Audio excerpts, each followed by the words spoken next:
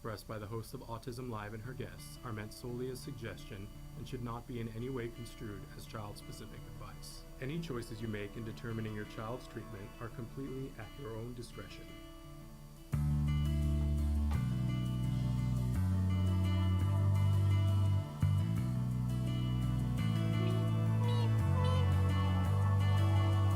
Good morning and welcome to Autism Live. I'm Shannon Penrod and so happy to be here with you this morning. We are live right now, Facebook, YouTube, Twitter, and about a dozen other sites. We've got a great show for you and we've got a great guest coming up for you. The fabulous Sam Mitchell is going to be with us. He is an amazing advocate for the autism community. And a podcaster and many other things. In any case, we're happy and thrilled to be with you guys this morning. We're live right now, as I said, on all those different sites. Wanted to tell you a little bit about, there are many different ways that you can connect with us.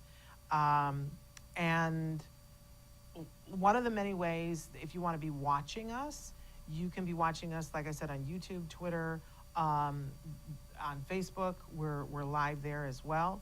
But a lot of you, I would say the vast majority of you are listening in podcast.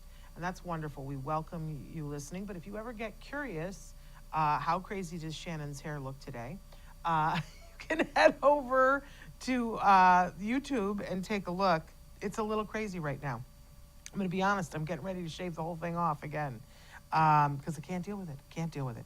In any case, so we have this very robust YouTube channel. In fact, we have two YouTube channels, one that is strictly Autism Live, and the other one is strictly Ask Dr. Doreen. I really encourage you, check both of them out. There's a wealth of information. We're now really seriously in the 15th year of doing this, which is amazing to me. But if you're listening in podcast, you will notice that you are getting ads. And I want you to know that that is because there is a cost and we don't want it to come to you. That's the long and the short of it. From the very beginning, from the inception, when Dr. Granpeche and I started this venture, we both wanted for you to get the information for free. However, we have to defray the cost some way, so we allow advertisers to come on and do their spiel, and we hope that you embrace that. If that's not your jam, though, please, I want to encourage you, there is a way to get the podcast ad-free, and that's if you go to, it's glow.fm. My brain is not attached this morning. Can I just say? glow.fm/autism live. That's where you want to go. And when you go there, I want you to know that you get everything the Autism Network does. It's $5 a month. You'll get everything Autism Live and Ask Dr. Doreen ad-free. But it's $5 a month. So please check that out. A couple of other things that I wanted to say. I was mentioning to our fabulous producer, Chris Desmond, this morning that I'm going to be speaking at the upcoming TACA conference. If you're considering going, I love going. I don't often treat myself to go unless I'm speaking and then I have a reason to go, but I always go, why? Why don't I treat myself to this? Because it is a wonderful, wonderful thing. I'm speaking on the Friday, so I believe that that's the 10th. And it is a Friday, Saturday, and Sunday morning conference. So I will be there Friday and most of Saturday. If you're going to be there, please come. I'd love to meet you in person. It's a really wonderful event. There's 3 different tracks of speakers talking about, different things depending on where you are in your journey. And so, in any given hour, there are 3 different things that you can pick to go and listen to. There are some when they have, and I don't even know who their big guest is this year, but things like that, then it's everybody comes together and meets in one place. But there's also an amazing resource fair and plenty of time to meet with TACA mentors and other people and chat and have lunch. And, I never know who I'm having lunch with. Somebody always finds me and says, come and have lunch with us. And, and I'm thrilled. And it's like that for everybody. And when I used to go, when I wasn't a speaker, it was like that too. If I ran up to somebody and said, hey, I'd like to know more about this, I would end up having lunch with them. It's a good time. and you always come back from a TACA conference with your battery reinvigorated and with a plan. I think sometimes when we hear people speak motivationally or tell us information about something, it's wonderful and we sit there and we're so inspired. And then we get to a point where we go, oh, that's overwhelming and I don't know how to do that. Or we just leave and go, yeah, it was great. And I talked about doing that, but then I didn't do it. And I love that at TACA, they just don't let us get away with that. They give us all kinds of things to fill out and define before we leave, like, you know, what am I going to focus on when I leave? What's my plan? And there's help to support that. You're not on your own. So anyway, I would say to you too, if you're in California, the conference is very inexpensive as conferences go, but you know, it's tough all the way around. It's tough. And if you live in the state of California, you can ask the regional center to pay for your ticket. They will pay for your ticket. Just know that they will only pay for one conference a year. So if there's another conference that you're wanting to go to that's more expensive, have regional center pay for that one, because TACA is like the least expensive thing I've ever heard of. And you get the videos afterwards for months, I think till the end of the year. Okay, so we talked about TACA. What else? I want to get to the jargon of the day because it's important to me. This is important to me. And I don't know, I get so fatoots sometimes, and I know I'm not the only one, so chime in here if you also feel this way. By the way, the chat is open. We are looking for your comments, your thoughts, whatever. If you're on Facebook, YouTube, or Twitter, we'd love to hear from you right now. We are live. And I also want to say that this show, I always like to remind everybody that this show, our mission is to provide information and inspiration, and that we want to provide that to that larger autism community that starts with individuals that are themselves on the spectrum. Of course, they are the beating heart of our community. There are everything, but then we also include in that everyone who feels that way, who loves individuals on the spectrum and feels that way, that they're the beating heart. So we want to support everyone within that larger community. All right, I think I've gotten through all those things. So let's talk about stimming. Today's jargon of the day is stimming, and this, I think, is one of the most misunderstood words and concepts in the autism community, but outside the community especially. But if we can get clear inside the community, maybe we can help spread a better message outside the community. So let's take a look at our first definition here, which is from urbandictionary.com. I'm not in love with this, but let's talk about what I like about it. So, stimming. Stim, stims, or stimming is short for self-stimulation. Almost everyone does it, tapping feet, cracking knuckles, twiddling thumbs. But in autistic people, these behaviors are more pronounced and may seem downright strange. Guess what part I don't like? Autistic people often engage in stimming when they are stressed, to self-regulate, and sometimes to express emotion. I don't like that they doubled down on strange. Not just strange, but downright strange. That makes me want to light my hair on fire, what's left of it. But what I do like about this definition is that it acknowledges that everyone does it.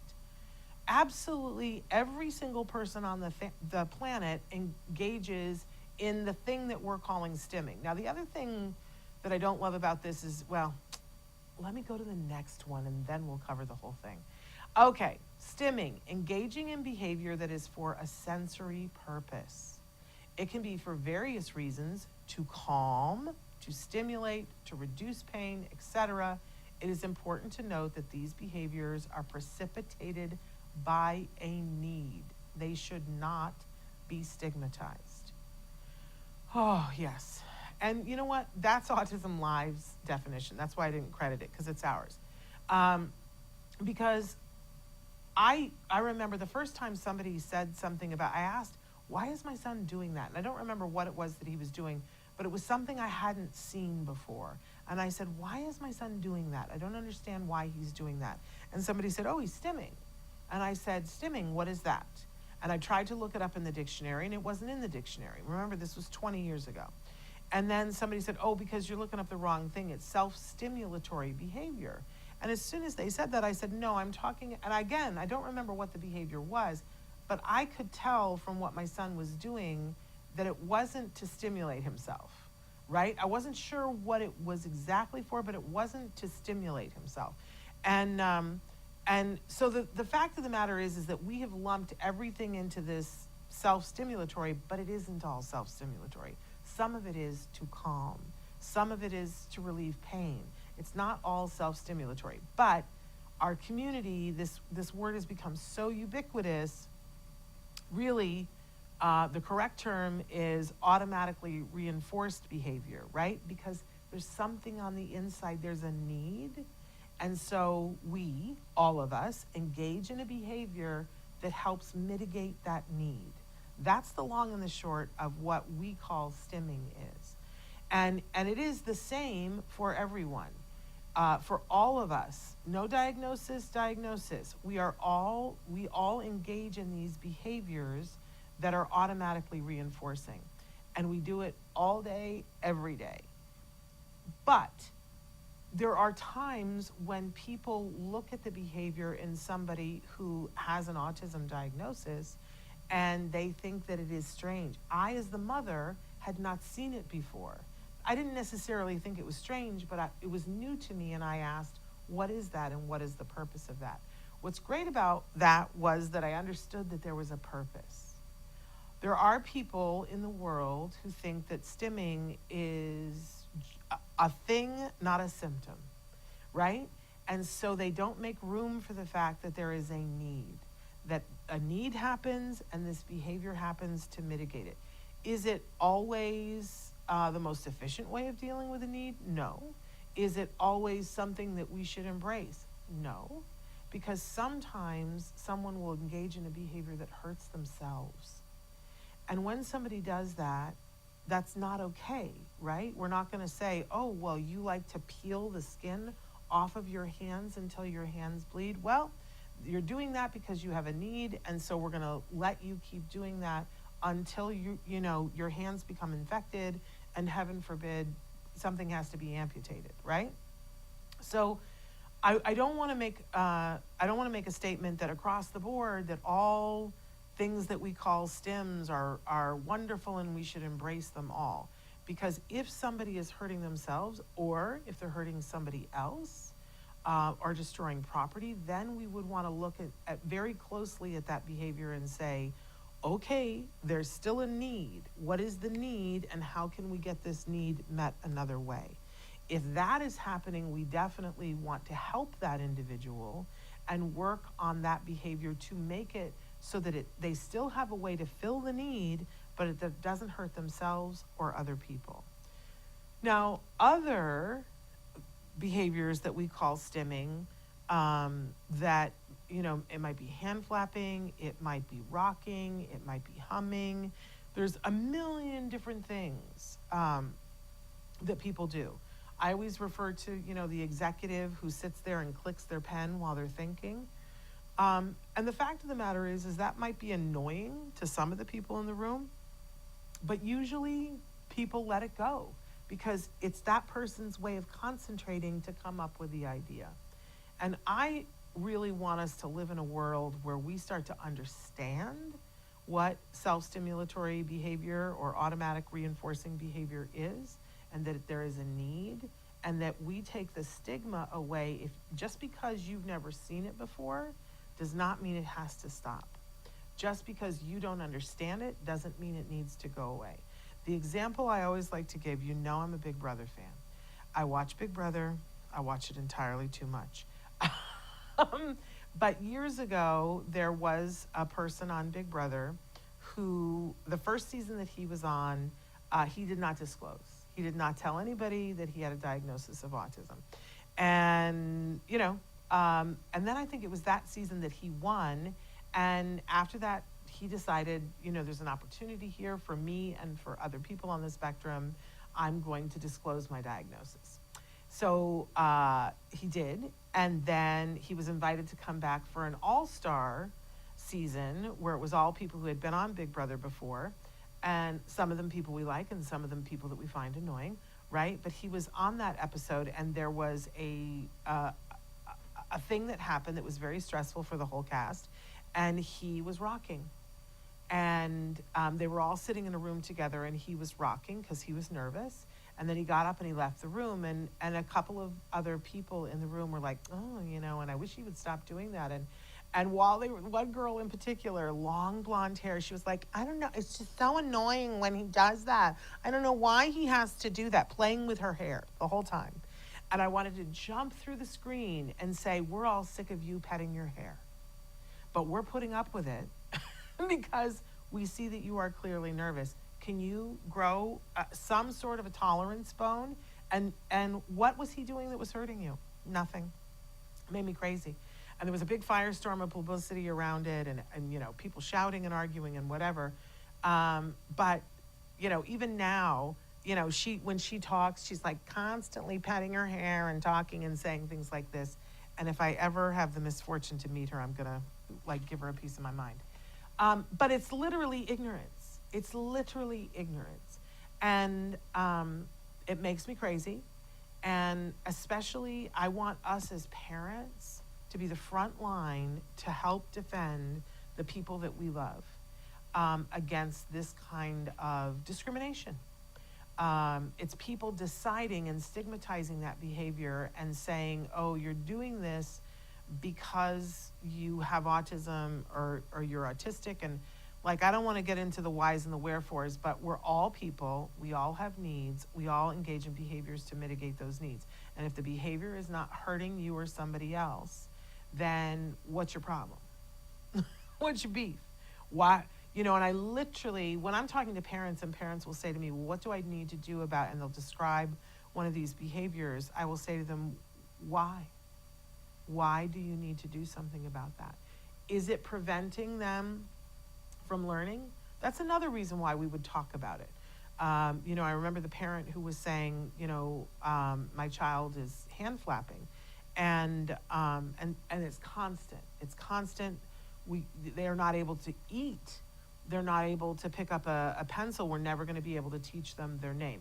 Okay, then absolutely, if it's preventing other things, sure, let's talk about how do we fill the need. Not how do we make the behavior go away, but how do we fill this need so that sometimes they can be engaging in the behavior in that way, and other times they can get the need met a different way so that they can eat and hold a spoon or a fork or a pen, right?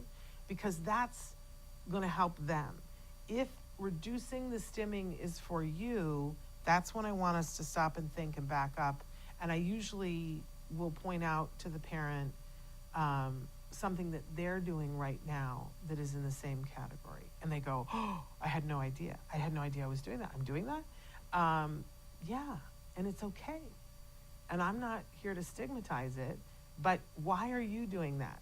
Like the foot that's bopping up and down. Why is that happening? Because you're feeling things and that's helping you. Why would we take that away from the people we love? That's why I feel like we got to be front line on that. I get hepped up because I think it's unfair. Anyway, all right. We have this amazing event that's coming up in just a little over a month, the All Ghouls Gala. This is when we do the big fundraiser every year to raise money for Autism Care Today. Now, there's two elements to this, right? First of all, it's a great charity and it's a great cause. They're raising money to give grants to families for things that the families ask for.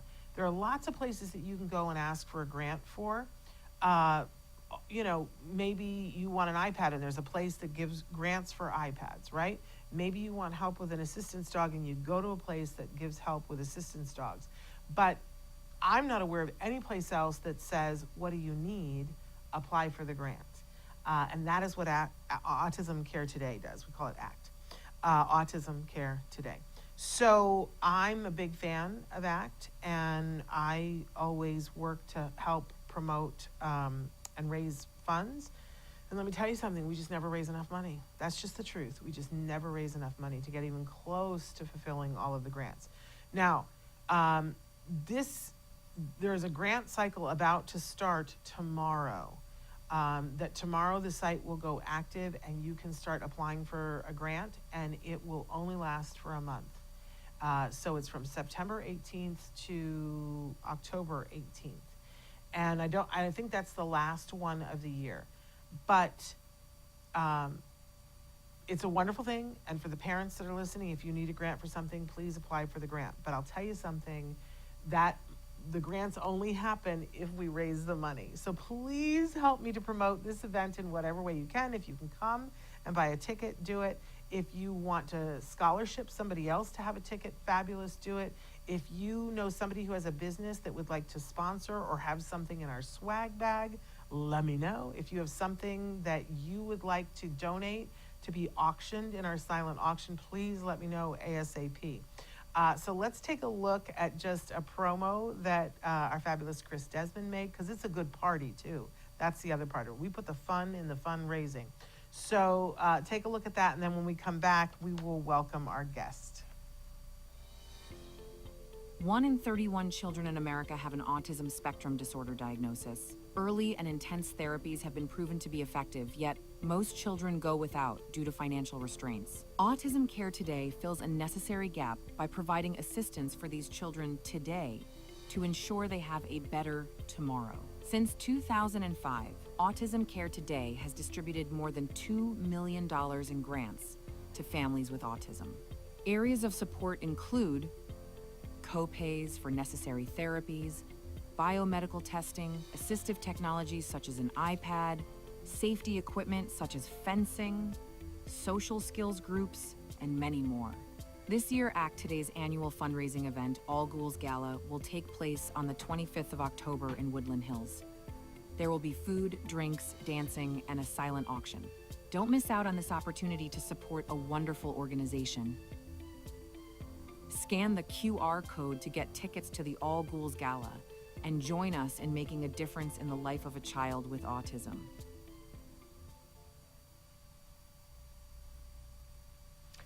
It's a great cause. It's a wonderful, wonderful event. Your ticket price includes admission.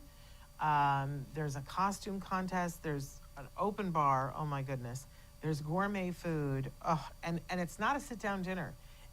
You can eat as much as you want. And let me tell you, it's such a good, it's, it's slightly expensive, but when you see what you get for it, it is crazy inexpensive. So I hope you'll come. I hope that you'll participate. I hope that you'll let us know if you can be a part of that. All right, our guest today is described as an international motivational speaker. They are a podcast guest, obviously, today, and a host of the podcast Autism Rocks and Rolls. Sam Mitchell is an entrepreneur, a podcast coach, an educational writer, a blogger, an educator, and a trainer for businesses on employment and autism. And I think that's just scratching the surface. So let's welcome for the first time Sam Mitchell. Sam, how are you? Hey, buddy, good to be here. I'm so glad that you're here. And we have so much to talk about today, but we've got some time. First of all, I want to note that you're wearing your T-shirt for your podcast. There it is. It's one of the few shirts that we made out there. There's another one, but we sold out of them pretty quickly. Very nice. So, Sam, tell us a little bit about you. You're an advocate, an autism advocate, and an executive director. Tell us about your experience with autism, maybe. Well, my experience with autism began at the age of 4. I've had it since that time span. It was before ADHD, but then it got turned into an autism diagnosis. So here I am with ADHD several years later. But my experience consists of just struggling with social cues, dealing with the bullying, the exclusion, all the stereotypes you can imagine during my school time, and just trying to manage through life with it, like a lot of people in America try to do. And I know you're somebody who is very much a champion, and that you're trying very hard. You're on a mission to get rid of the stigmatization of autism and let people know that. What do you want people to know about autism? I don't want to put words in your mouth. That's fine. I want people to know about autism, that we're capable human beings. We're not broken. We don't need to be labeled or seen as pitied. Yeah. Well, so true that. In fact, how old were you when you started Autism Rocks and Rolls? You were very young. Yes, I was 16 when I heard about podcasting, but after I learned about podcasting in my high school's media club, I decided to not wait till college and expand my media skills and start Autism Rocks and Rolls when I was 17 years old. And tell us a little bit about what you cover on the podcast. Well, what I cover is autism behaviors. I talk about what's like to live with autism. I talk about the anxiety I have. I talk about having foot and mouth syndrome, as I like to call it, too blunt for our good, not bending with plan Bs, sensory issues. There's so much behaviors. I talked about regression lately. And then I've interviewed a lot of people. Some I think have appeared on this show. Yeah. One was Sarah Bradford, Oh yeah. or we love S.J. her. Childs. Yeah, we love her. And my good friend, who you mentioned earlier, I believe, Dr. Temple Grandin. And then sometimes for fun, I'll compare something to autism that is certainly a hobby of mine or something I'm interested in or want to get interested in. I compared airplane autism. I compared pinball to autism. And then out of everything in this world, Scooby-Doo and Red Dead Redemption. The video Okay. game. Oh, I can't wait to talk about all of these things. So what, I guess I want to know, what was it, you'd heard about podcasting, and you joined your media club. What was it, what was the big thing that you went, okay, I'm going to do this? Did you already know what you wanted to talk about, or what made you want to do a podcast? Well, ironically, it was supposed to be about my travels, but then I thought, well, I do travel a lot, but I don't have enough to make episodes over, not enough content. So I figured, let's try autism, because I think there's going to be enough content to speak on. And since I've always want to help people, here's a great opportunity. I've always want to help people, but never had the opportunity to, until I learned about, oh, I have this podcast. I have an opportunity to do something good. Yeah. Let's do it. It took 17 years to get there, but as they say, better late than never. That's amazing, though, Sam. That's absolutely wonderful. So you mentioned that you talk a lot about behaviors. You heard our definitions about stimming. I'd love to know what you think about that term. Yes, it is very undermined as, oh, we're the weird people. It's very aggravating because, in my terms, it's a mean of survival. Do you really want us to not focus, or do you want us to focus and do something a little strange? Because here's my deal.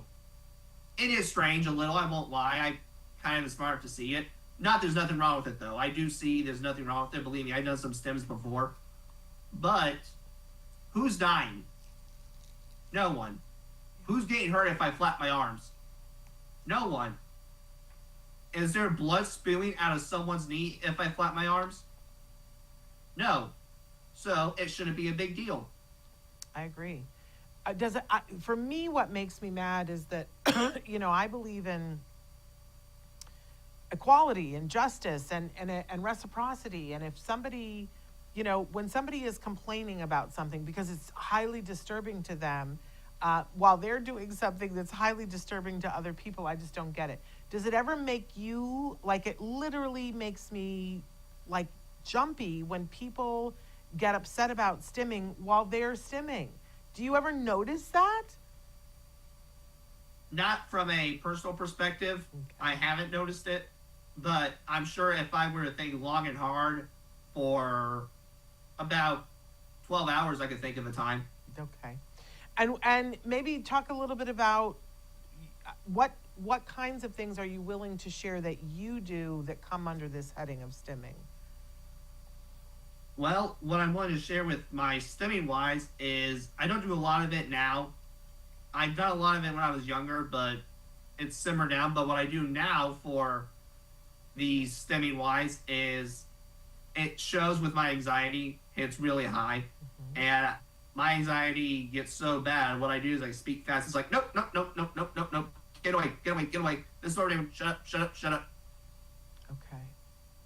And And you're doing that because what's going on inside when you do that? I'm Sam? overwhelmed. Yeah. I'm aggravated, that angry. I'm done dealing with this. My limit isn't as tolerable as some others. Maybe my mother's is here. Yeah. Mine is here. And so that's a way for you to kind of help yourself with the overwhelm and maybe shut down some of the other things that are happening. Yeah, I've shut down before around people, and it's very obvious when a shutdown comes along, because I think even someone who's not a rocket scientist could figure out, oh, that's not Sam Mitchell right there. Yeah. And we all have moments when we, it's just maybe not as visible to other people. I'm with people all the time on and off the spectrum, and I see people withdraw or, just fuzz out or shut down. It's not uncommon for everyone to do that, to have a moment when it's too much. It's just some people do it in a very quiet internal way, and some people physicalize it. I just really hope that we can all get to the point where we don't stigmatize it. Because I want to talk with you specifically about mental health, because I know that this is a big concern of yours. What do you want to say about the autism community and mental health, and as it relates to you especially? Well, it definitely is a big deal to me. I just got back from a while back ago doing a NAMI walk, like a National Alliance for the Mental Health Illness walk. Mm-hmm. I was very happy to do that. But what mental health means to me is there's so much people with these conditions that people think are just used for attention. That's not everybody. Some people that probably sure flag it, but they don't do it all the time. There's a legit reason behind it. I mean, it's not easy to wake up and feel good every day when you have a mental health condition, because I'll be honest, I think autism is a mental health condition. You do think, or you don't? I do. Yeah, okay. So for you, as you experience it, what do you do for yourself? How do you take care of yourself and your mental health? My way of handling my mental health is I get away with people. Like, I don't be around people, and I just try to handle the emotion by myself. Okay. Because the more you jibber jabber, the more worked up I get. Okay. So in those moments, giving yourself space, maybe a little bit of isolation, giving yourself time, but self-regulating for yourself, not with other people. Is that what you're saying?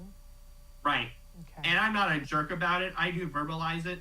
It may not come across as a leprechaun with gold in his hands, but it's going to come across, period. Whether it's nice or mean, that depends on the mood. But you're taking care of yourself, and I think that that's critical and important. You said earlier that sometimes you like to talk on your podcast about hobbies that you like and things that you're really interested in. What kinds of things, what are you into? What are your hobbies? Well, I mean, one of them is professional wrestling. I did a whole 4-part series on it because I think there's a lot of cool moves doing the wrestling. I think it's just, too, when you watch these other branches, it's not a lot of variety. With boxing, it's punches. With UFC, it's just punches and kicks. With professional wrestling, there's submissions, there's attacks. You can throw someone around, you can jump off the top rope. That's what I like in life, a variety. I don't like just the same old routine every day. Now, with some stuff, I do like it. With a daily routine of brushing your teeth and when to do it, yeah, that needs to be on the same hill. But for me, at least, in particular, with some stuff, I can bend a little bit. So I want to talk more about the professional wrestling. So you've been a fan of professional wrestling since you were a kid, is that true? Oh my gosh, you have no idea, but since I was 6 years old. And my parents, for the longest time, thought, oh, he'll grow out of it. No, I haven't grown out of it. I love that. And so do you only watch it on TV, or do you ever go and see it happen at an event? I've been to several wrestling shows before. And I've been to a couple of wrestling pay-per-views too. Okay. Who's your favorite wrestler of all time? Well, I got to have on the show, which was pretty exciting. I got to have Mick Foley, so that was an honor. And a lot of these wrestlers you meet are some of the nicest people alive. Yeah. Not everyone. There's still some horror stories, believe me. But the ones I met are thumbs up. Why is Mick Foley your favorite? Because of his story and the fact he kind of looks like your average door neighbor, but yet he still find a way to make his life successful. And what was it like getting him to be on the show? How did that come about? Did you meet him and ask him, or how did that happen? Well, we kind of knew each other before then. We went to a toy convention. I got the chance to meet him. It was pretty exciting. Then I was on a wrestling podcast, and they really liked my knowledge, and they wanted to reward my knowledge, I think, by setting it up. Got the chance to surprise meet him, interviewed him, and then now, since then, every time we see each other, we really just hit it off. I saw him again at a comedy show up in my local area and just hit it off like old friends. And then there's a big wrestling convention in Indy, and I usually try to go there when I can. Every time we see each other, we're just reconnect. That's amazing. Now, Sam, I'm so old that I don't even know if you'll have, I think you'll have heard of these people, but a million years ago when I was in graduate school in Denver, at night I would waitress at this place that was across the street from the convention center. And they had WrestleMania came. And so that night I got... Well, I'll just stop you right there. It depends on what you're going to speak on. If you're talking about from 1985 to today, sure. But if it's before 1985, okay, I'm not going to know it. I think I'm just in the window because I think it was like 1989. It was WrestleMania. So that night I got to wait on Hulk Hogan and I got to wait on Andre the Giant, plus, all the people that were from that era. It was an amazing, like I have to be honest that I have family members that were really into wrestling. So I knew about it, but I'm not the big fan that you are. But it was an amazing night. It was amazing. And, now these people aren't with us anymore. But it was really fun to get to meet them. And they certainly, they kept me busy being the cocktail waitress because there was a lot of drinking that went on because the show was over and they were drinking. And I was impressed. Hey, you have to carry Andre out. Let's put it that way. Gosh, Lord, I would imagine that. Well, I feel bad for you if you had to do that. Yeah, no, he was like, just bring the bottles here. And but he was a gentleman and he was kind, as was Hulk Hogan. They were all very well behaved, but there was a bit of drinking going on, I have to be honest. But I was amazed at how accessible they were. That I thought, they're celebrities, and I was amazed at how very willing they all were to meet with their fans. And I think that's really the case now, that these people love their fans and want to talk to them. Is that what you see? I think that's the majority of them, but there's some that do it for the money. Of course. And there's some who just do it because they have to be there. I have a local celebrity, I won't say who because I don't want to get sued by him. Okay. But I know how much of the clean version, at least son of a gun he is. Okay. When I went to the Royal Rumble in Indy, that celebrity was there, and you can just tell he did not want to be there. Well, someone paid him to get him there, and he was like, and he's front row seat. You're at the Royal Rumble. You're at an event. Be happy. There's someone out there who likes wrestling who can't afford it. Yeah. Come on. Well, that's true. That's you ungrateful son of a gun. That's true. Now, I have a family friend who's really into professional wrestling, and his wife is not as much, but they have arguments all the time because she says that there's an element of it that's rehearsed, not the whole thing, but there's an element of it that's rehearsed, and the outcomes are already pre-decided, and he is adamantly, no, it's all real, nothing is faked, it's all real. Where do you fall on that continuum? Well, both are right. Okay. The person who said it's fake, it is rehearsed. But don't you dare tell a wrestler it's fake, because they will blow a steam. I had a wrestler recently, I was just curious why, and it made sense why. It's basically an insult to their profession. Yeah. but it is rehearsed. Okay. However, the chances they take are real. There's been several injuries that happen in wrestling. If you mess up bad, it could screw up your life. There was an episode on Dark Side of the Ring, and I don't remember who it was, but they went off on talking about something else for some reason. And this wrestler tried to do a moonsault, which is a backflip. Mm-hmm. Well, the problem was, I don't think he tucked his head, and he didn't rotate enough. So what happened was, when he went off the second rope, he hit his head, and he hit his head right there, and it snapped back on him. That's, yeah. Well, I know Andre the Giant got injured, and that a lot of the issues that he had in his life were because he had a back injury that caused so much pain, that was part of the reason why he drank as much as he did, because he was in pain. And, you know, anytime they're athletes. And you couldn't injury on him, when I understood. The tools they had, it wouldn't fit his leg because they were too small. I mean, he had the calf size of a cow. Oh, listen, I remember at one point he held up his hand, because I was walking by. He held up his hand and stopped me, and then had me put my hand in his so that he could talk to me. And I just remember, I'm not a small woman, and I put my hand in his, and his hand was like this around my hand. It was so much bigger than my hand. It was like, ooh, okay. And that's when he said to me, bring me the bottle. So, because I wasn't getting it fast enough to him. So anyway, well, I love that that's your passion. And I think that passion is a part of the joy of life. When you're excited about something, and clearly you get excited when you're talking about it, Sam, that's a wonderful thing. I wish to watch it more than I do now, but unfortunately with life, I have to do so much that I had to kind of take a step back from it. But I still tune into it. Okay. I mean, you just can't watch wrestling and apply for a job at the same time. Well, it's interesting you bring that up, because that's the next thing I want to talk about is autism in the workplace. But first I want to start with saying, have you considered working in the field of professional wrestling? I have, but here's the kicker. I have family. I don't want to travel that much to leave them that much behind. I can't do that. And I have 2 grandparents who recently lost their spouses. I can't do that to 2 sweet little old ladies. Of course who not. I consider family, and our family.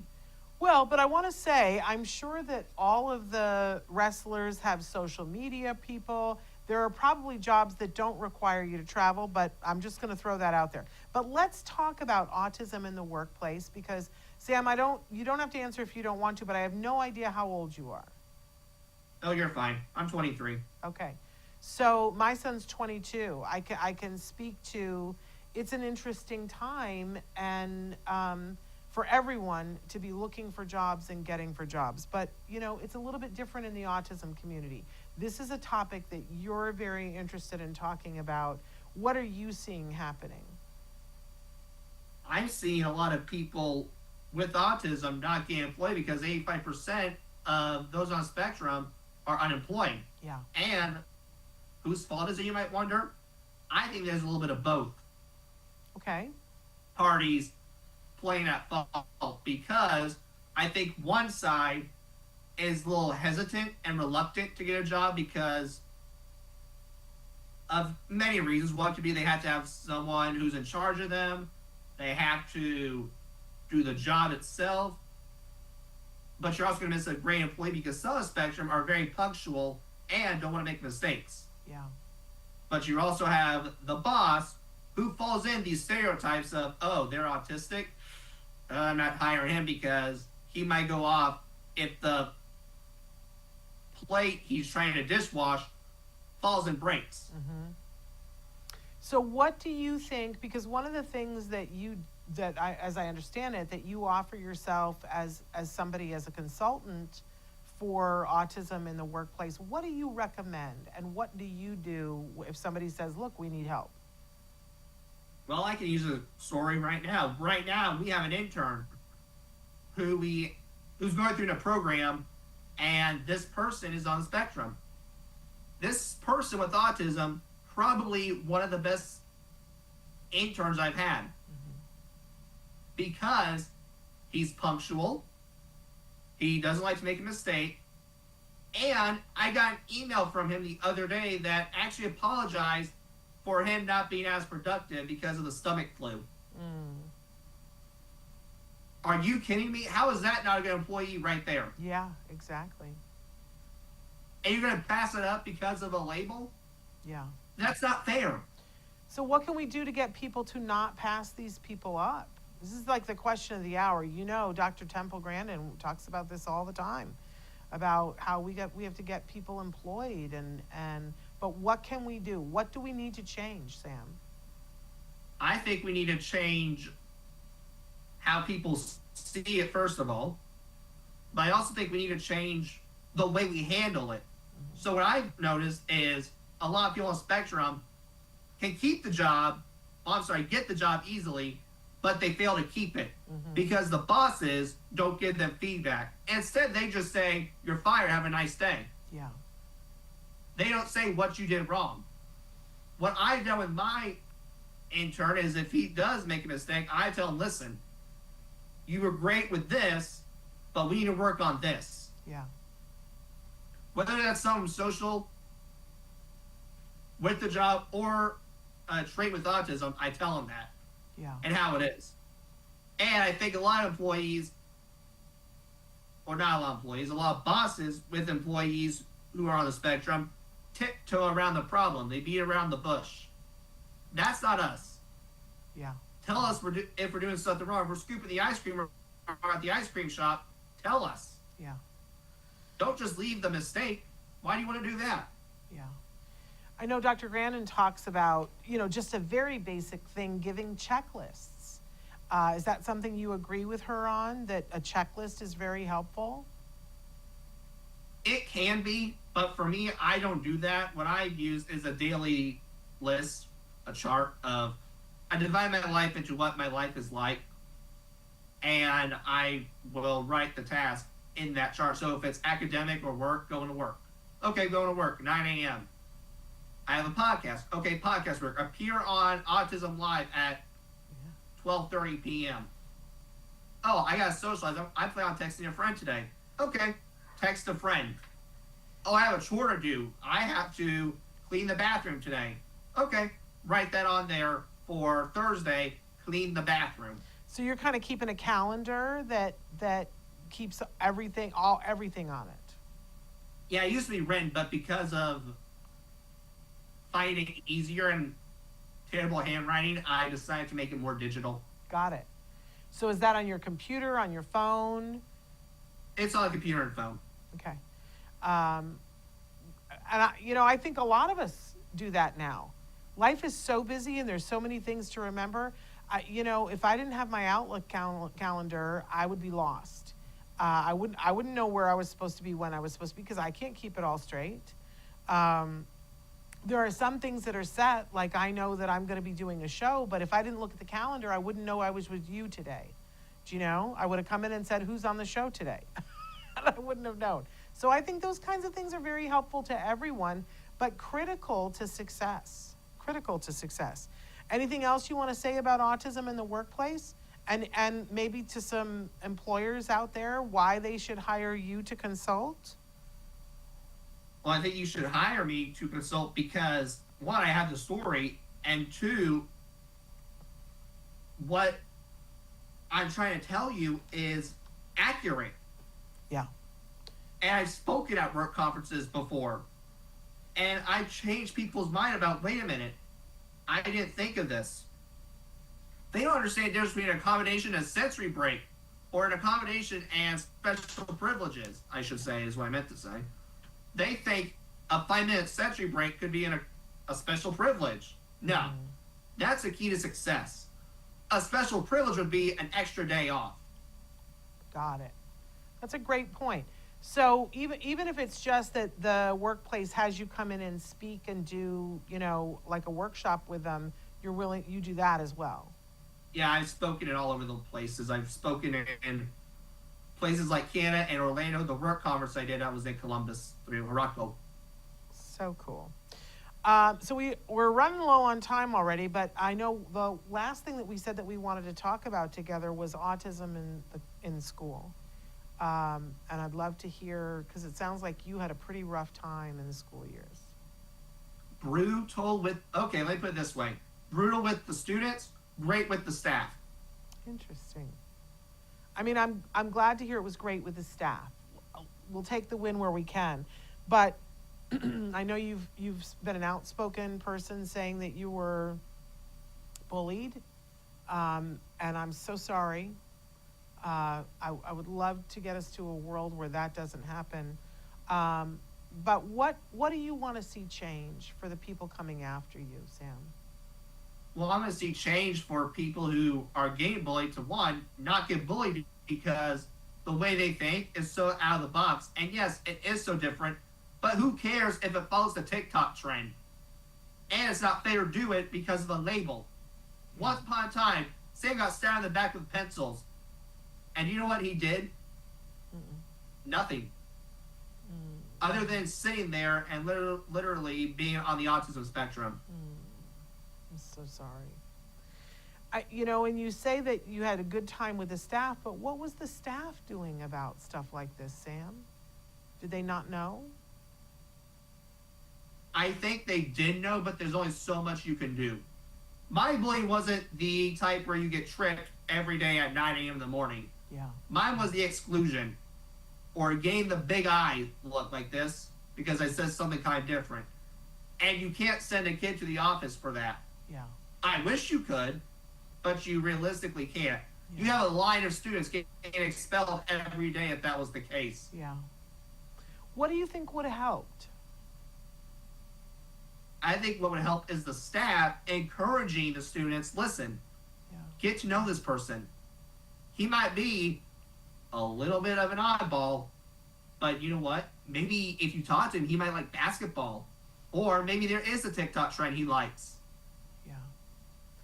Do you, at your school, lots of schools have different programs that are something around a buddy program, like sometimes they have a buddy bench, or they have a buddy actual program where kids are assigned to be buddies. Do they have anything like that at your school?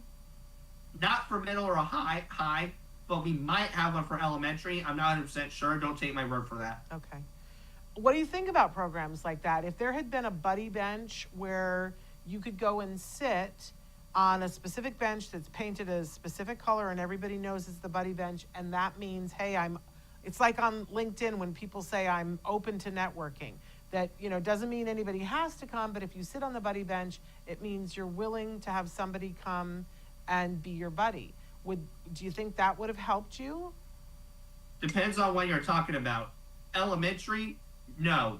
Elementary, yes. Okay. Middle and high school, no, because I think when you're in middle or high school, those children have their mindset and how they're going to operate.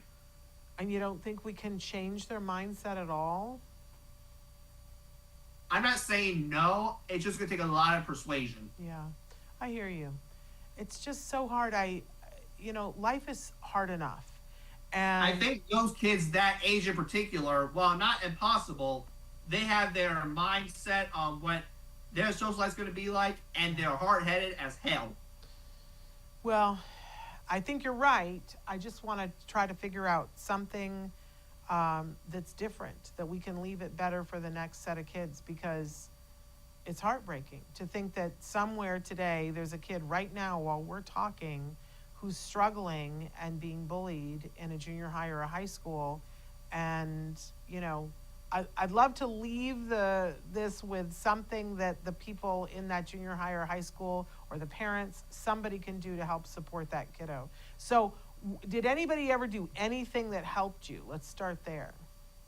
I did have one friend at that time span, but I think what helped me is after dealing with the exclusion, the bullying for 15 years, I was the problem was I was people pleasing. Oh. The minute I stopped people pleasing was the minute I got self-confidence, I got friends, and made something out of myself. Okay. With the shirt I'm wearing, Autism Rocks and Rolls. Okay, so now do you feel like you have to people please, or are there times that you choose to people please? Oh, I choose one too, and I don't do it very often. Okay. Okay, because I don't want you to feel like you have to do that all the time. But I Oh, love I that. don't. I probably people please if I had a guess from a 1 to a 10, 5. Okay. Well, I think that's probably a lot of us, because we all have to do some people pleasing sometime, but I don't want anybody to feel like you're stuck with that, because that's no fun. All right. So we've only got about 2 minutes left here, Sam. Is there anything else that you want to say, or particular? I know what. Let's start with, how can people find your podcast? You can find me on your favorite media platform. Not a hard guy to find. If you Google me, your search engine optimization, something will pop up. I've done the research myself, trust me. Okay, so they should look up Sam Mitchell, or they should look up Autism Rocks and Do Rolls? the podcast, Autism Rocks and Rolls. If you do Sam Mitchell, you'll get a basketball player. And from the looks of it, trust me, I haven't done any slam dunks lately. That's okay. We don't need you to. You're a podcaster. And how often do you drop episodes? Every 13 days. Every 13 days. That's very specific. Why? Well, it was 13 at first, but then it got to 16, and then sponsors kind of started nagging me on it. So I did people please and went back to 13. It was no big deal. Oh my God. I How did do you get To sponsors, 13 Sam? days because I figured that's a good time where the episodes aren't like 24/7, Yeah, but it's also, I think, a fair time where people can anticipate and wait. I like that. It was a business decision. How do you get podcast sponsors? This has been I've been doing this for 15 years, Sam, and I don't have this entirely figured out yet. I connect, I offer it, and I ask. And then sometimes the sponsors are what I like to call return the favor. One of them was recently I got referred to the Autism Center of Ohio, and I said in return, I'd give you a spot for sponsorship. Okay. Well, do you work on commission? Can I hire you on commission to get podcast sponsors for us? If you're offering a job right now, hey, I'm 23 looking for one. I'll Well, take anything at this point. But I would have to do it on commission. We work on commission. Look at us negotiating in the middle of the podcast. Let's talk. If you're willing to work on commission, yes, I would offer you a job doing that right now. I'll have to talk to my mother about that because I don't know what work on commission means completely. But talk to your mother about it. But what it means is that if you, for instance, you go and you get a sponsor, so we decide a percentage beforehand that whatever you bring in, maybe you get 40% of the money and we get 60%. That's how you get paid. Yeah. Oh, it's like a Shark Tank ordeal. Got it.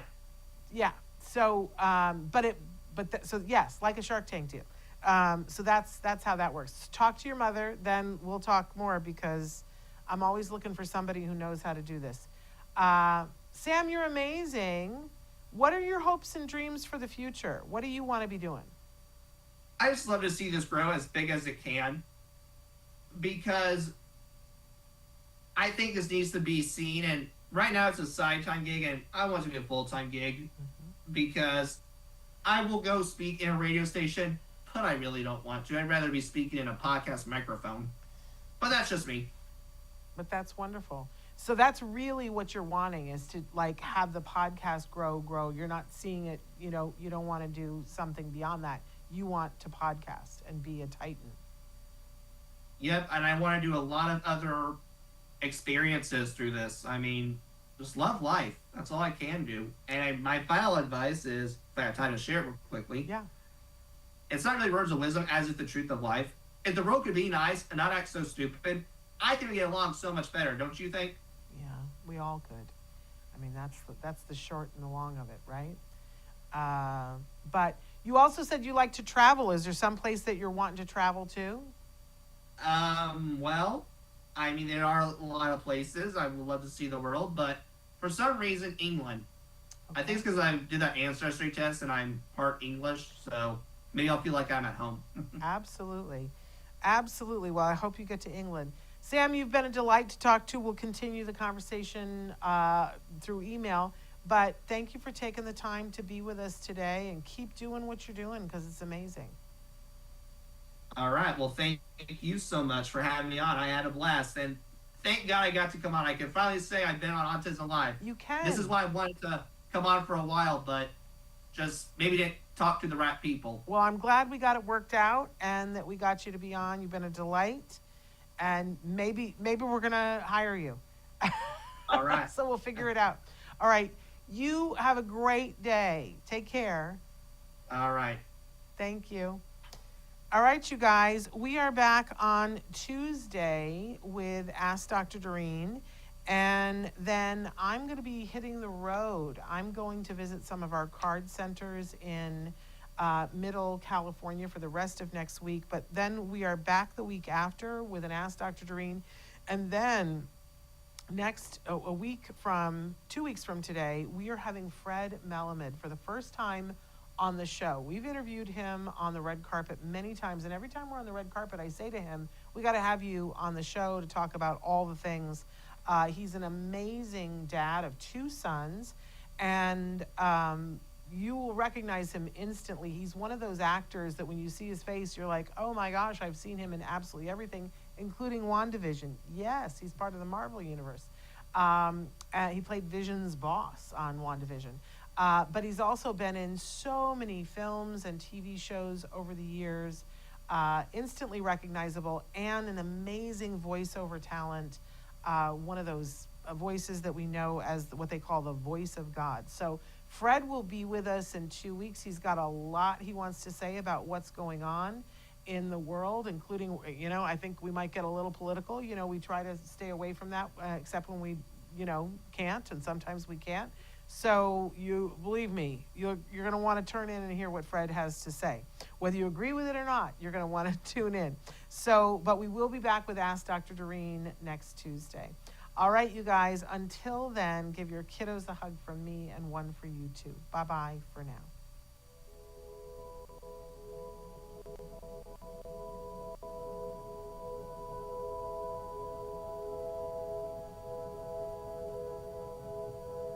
If you found anything helpful in this video, please give us a like. In fact, make sure that you smash that subscribe button on YouTube and give us a like on Facebook. You can also follow us on Twitter and on Instagram for important updates. And please download our free podcast wherever you get your podcasts. Thank you so much. See you next time.